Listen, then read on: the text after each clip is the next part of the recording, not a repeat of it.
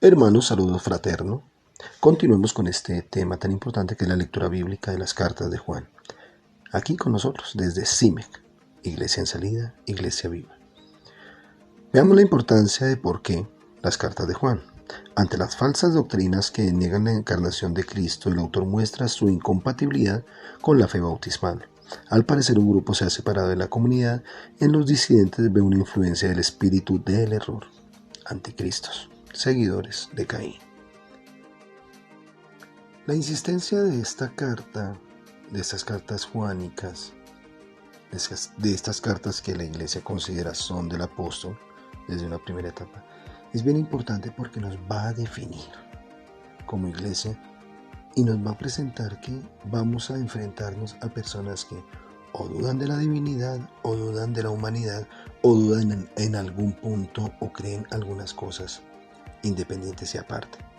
Ya saben, con respecto a las imágenes, pues pausarlas para que puedan leer estos contextos y nos adentremos en este tema de estas cartas juánicas, en estas cartas que van a desprender en la escuela juánica, que es algo tan rico y tan profundo en la patrística temprana en los primeros siglos de nuestra iglesia. Adentrémonos en este tema y abramos el corazón a entender qué es lo que debemos ser y mantener como fe, como iglesia. Bien, hermanos, saludo fraterno. Adentrémonos en este tema que es tan importante nuevamente.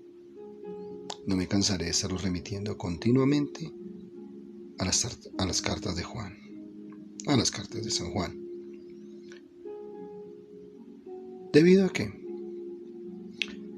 en 1 Juan es prominente la nota positiva sobre la seguridad cristiana, tema en contraste con el Evangelio.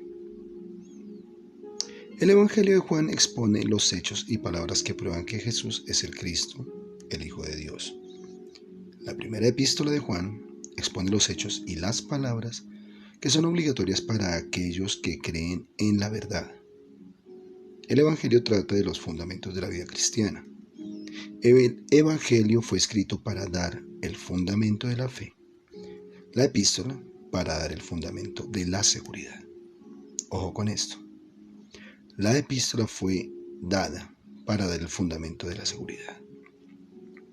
El Evangelio nos conduce a través del umbral del Padre. La epístola nos hace sentir dentro de la casa del Padre. La epístola es una carta afectuosa de un padre espiritual a sus hijos en la fe, en la cual les exhorta a cultivar esa piedad práctica que trae perfecta comunión con Dios y a evitar ese tipo de religión donde las acciones no van en conformidad con la profesión. Es decir, mi piedad debe estar unida en acciones y en un sentir dentro de la casa del Padre. Cuando aquí hablan de ese tipo de religión, no es que esté refiriendo a nuestra fe, sino está refiriéndose a ese caminar que nos va a llevar a acciones que no van en conformidad con la profesión de fe. El autor y la autenticidad de esta carta. La carta misma no nos dice quién la escribió, como tampoco a quiénes fue escrita. No obstante, sin duda alguna fue el apóstol Juan. A esta conclusión apunta todo el testimonio de los testigos. Policarpo era un discípulo de Juan y él testifica que Juan la escribió. Da el mismo testimonio otro discípulo, Papias. Muchos de los llamados padres eclesiásticos, autores y comentaristas de los primeros siglos de la era cristiana, atribuyeron esta carta a Juan el apóstol. Entre ellos eran Tertuliano, Clemente de Alejandría, Ireneo, quien era discípulo de Policarpo, y Orígenes, y Cipriano, quien murió en el 258. El autor y la autenticidad de esta carta. También las evidencias internas apuntan a concluir que Juan escribió esta carta.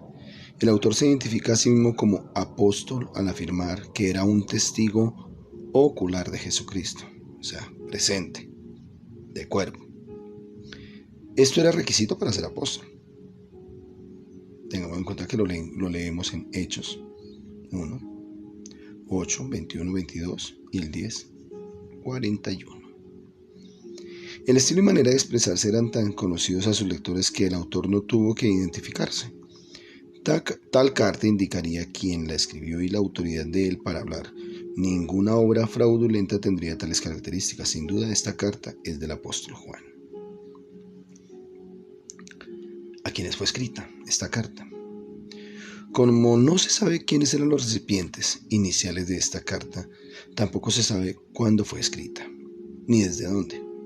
Toda conclusión es conjetura. Es una carta de un autor de gran edad, y los escritores primitivos nos dicen que Juan pasó su vejez en el área de Éfeso. No hay ninguna referencia a persecución en esta carta, lo que nos da un indicio de estar en un periodo de paz. Esto indicaría una fecha posterior a 80 después de Cristo y anterior al 94, cuando surgió la persecución de Domiciano, quien era el último de los 12 Césares. Algunos comentaristas fijan la fecha del 90 después del nacimiento de Jesucristo como la más probable para esta carta. Las herejías tratadas en ella también apuntan a una fecha tarde en el siglo I, porque éstas no tuvieron principio y circulación hasta entonces. Entonces tengan en cuenta que los hechos históricos, el entorno histórico y el momento histórico del cristianismo primitivo nos dan bases para entender por qué es tan importante esta carta. Esta carta no solamente nos trata a hoy, a tema de hoy, a las circunstancias de nuestra fe, sino también de una cantidad de elementos que en su momento ya la iglesia está viviendo y de quien da razón quiénes, algunos discípulos de los apóstoles, que ya los nombramos anteriormente. Las condiciones circunstancias generales de los tiempos cuando fue escrita esta carta. Primero, no hay referencia a persecución general ni indicio indirecto respecto a ello, o sea, tiempo de paz. Como en nuestros días, en esa época se habían levantado falsos maestros. Qué paralelo, ¿no? Esta carta combate su filosofía falsa y las prácticas corruptas que ésta producía. Así que la oposición que encontraba la iglesia no era tanto externa, persecución física, como interna, la mundanalidad en forma de filosofía, falsas y hechos carnales. Entonces, den en cuenta, estas divisiones y estos problemas y estas connotaciones de dificultad hacia el interior de la iglesia es incluso de los tiempos de los apóstoles. Si en la iglesia hubo un Judas en los primeros 12, no podemos descontar que siguieron apareciendo estos personajes y estas circunstancias de falsas filosofías y de falsos cuestionamientos y de falsos hechos de personas que aún siendo y estando dentro de la iglesia hacían lo que no debían. Bien, por eso la carta 1 de San Juan es tan importante. Continuemos la lectura. Los cristianos estaban siendo seducidos por estos falsos maestros. Estos seguramente eran los gnósticos, según el punto de énfasis de esta carta y las cosas condenadas en ella. En la medida que leemos la carta vamos a estar desglosando el sentido de por qué se piensa en ellos, ¿no? En los gnósticos. ¿Cuál es el propósito de la carta? El autor mismo declara su propósito en 1:3-4 y 5:13. Además, las cosas tratadas en la carta indican cuáles son sus propósitos. Juan había vivido hasta una edad avanzada y por eso había visto el aparecimiento de muchas corrupciones en la iglesia, en la forma de doctrinas y prácticas. Escribió 3 cartas para reafirmar las verdades tocantes a las personas y obra de Jesucristo, y para combatir las falsas doctrinas y condenar las prácticas corruptas que éstas producían. Por eso abunda esta carta en exhortaciones a la constancia y a la fidelidad en la fe de Jesucristo, y en advertencia contra la seducción de las concupiscencias de la carne y contra los falsos maestros, muchos de los cuales eran hermanos apóstatas. 2:19. los anticristos. ¿Quiénes son los anticristos? Los que salieron de nosotros. Esta carta enfatiza la deidad de Jesucristo y condena severamente a los que la niegan. Condena las prácticas carnales abogadas por los falsos maestros. Des en cuenta que ya empezamos a encontrar que empiezan a aparecer que niegan la deidad de Jesucristo, que niegan que la humanidad de Jesucristo y la deidad, el Dios habitante en Jesucristo, no iban los dos al tiempo, y una cantidad de cositas que van apareciendo. Qué extraño, ¿no? 2000 años después y aún seguimos viendo ese tipo de prácticas. Juan escribió en el Evangelio según Juan para presentar las evidencias que producen fe en Cristo Jesús. Y esta carta para presentar la clase de conducta que esa fe en Jesucristo produce. Algo sobre el gnosticismo para entender mejor, ¿no? ¿Qué es la palabra gnosticismo? Según el diccionario enciclopédico abreviado, significa doctrina filosófica y religiosa de los primeros siglos de la Iglesia, mezcla de la cristiana con creencias judaicas y orientales, que se dividió en varias sectas y pretendía tener un conocimiento intuitivo y misterioso de las cosas divinas. Reflexionemos esto. Junta una cantidad de elementos. Este nombre se deriva de la palabra griega gnosis, que quiere decir conocimiento. Los gnósticos reclamaban tener un conocimiento superior a los demás. Usaban mal a Juan 17:3. Esta es la vida eterna, que te conozcan a ti, el único Dios verdadero, y a Jesucristo a quien has enviado. Reclamando que lo único importante era el conocimiento, y según ellos, este conocimiento era la filosofía que abogaban. Su sistema era uno de intelectualidad y no de moralidad. ¿Cuántas prácticas muy cercanas a la Iglesia Católica y que incluso nos atacan tan fuertemente no nace de grupos que también se hacen llamar cristianos? Qué interesante que San Juan ya lo estaba viviendo para escribir esta carta. Según ellos, las expresiones del apóstol Pablo respecto a libres de la ley quiere decir libres de toda restricción moral. Los gnósticos eran de dos clases principales, los docetas y los discípulos de Cerinto. Los docetos, estos negaban la humanidad de Jesucristo. Según ellos, no tenía Cristo cuerpo literal o físico, todo era una aparición o imaginación. Por eso eran llamados también los fantasiaste o fantasmas. Juan los llamó los anticristos, porque negaban la humanidad de Jesucristo. Los prueba falsos con lo de 1:1:3. Afirmaban estos que todo lo atribuían a Jesús. Su encarnación, obra, sufrimiento, resurrección y ascensión era pura imaginación. Qué peligroso. Concluían que por eso no murió en realidad para hacer satisfacción por nuestros pecados. Juan les contestó en 2:2. Concluían que no tenemos que sufrir por nuestra fe, como tampoco sufrió en realidad Jesucristo. Los cerintos, por su parte, los cerintianos, estos negaban la deidad de Jesucristo. Eran de la doctrina de un cierto Cerinto, contemporáneo de Juan el Apóstol. Él reclamaba, según el testimonio de Ireneo en su libro Contra herejías, que la deidad o divinidad entró en Jesús cuando fue bautizado y que lo dejó cuando fue crucificado. ¿A quienes hemos escuchado decir que la deidad, o ser santos, o ser salvos, ocurre en un bautismo, y un bautismo en una edad predeterminada alta? Jesús se bautizó a los 30 años, o sea, estaríamos diciendo que la divinidad en el Hijo del Hombre no entra cuando el ángel del Señor anuncia a María, y que viene desde Génesis, cuando Dios mismo dice, hagamos. ¿Por qué el Señor utiliza en Génesis el plural, hagamos al hombre a nuestra imagen y semejanza? Y en las veces que el Señor se refiere al Hijo amado en la transfiguración, en el bautismo, en las veces que se escucha la voz hablando de Jesús. Se refiere a Él como Hijo.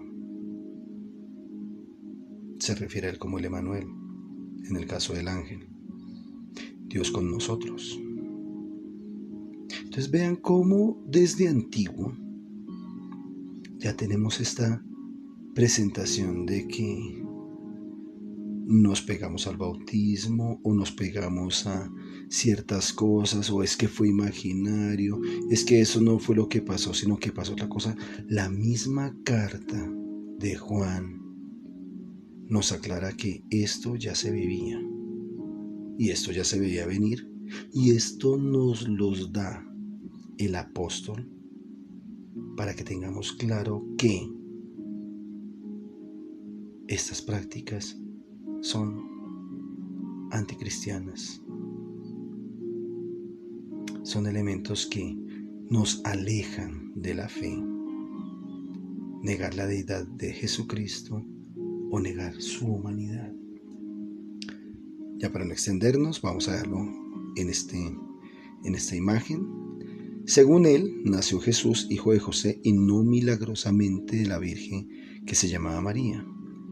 Era Cerinto, un judío de Egipto que combinó algunas ideas judaicas con la filosofía gnóstica. Retenía la circuncisión y la observancia del sábado. Vean, dense cuenta. Aquí ya tenemos idea de otros tantos grupos que hoy por hoy también los vemos. La observancia del sábado. Sea cristianos, pero judíos, pero también con filosofía. Los cerintianos, como también los ebionitas, eran unitarios. Ve otra rama a quienes hemos escuchado en este plan como unitarios. Afirmaban que antes y después de morar el Cristo en él, era Jesús meramente hombre. Admitían como hecho todo lo dicho respecto a la historia de Jesús, pero negaban que era en realidad el Hijo de Dios. Juan les contestó con lo de 4:15 y 5:5. Bien, hermanos, que eso nos sirva también para entender y para defendernos cuando se nos presenten estas conversaciones o estas circunstancias en las que se duda de preceptos que la Iglesia ha mantenido. ¿Cuál Iglesia? La que es una, la que es santa, la que es apostólica, la que es católica, la que es romana.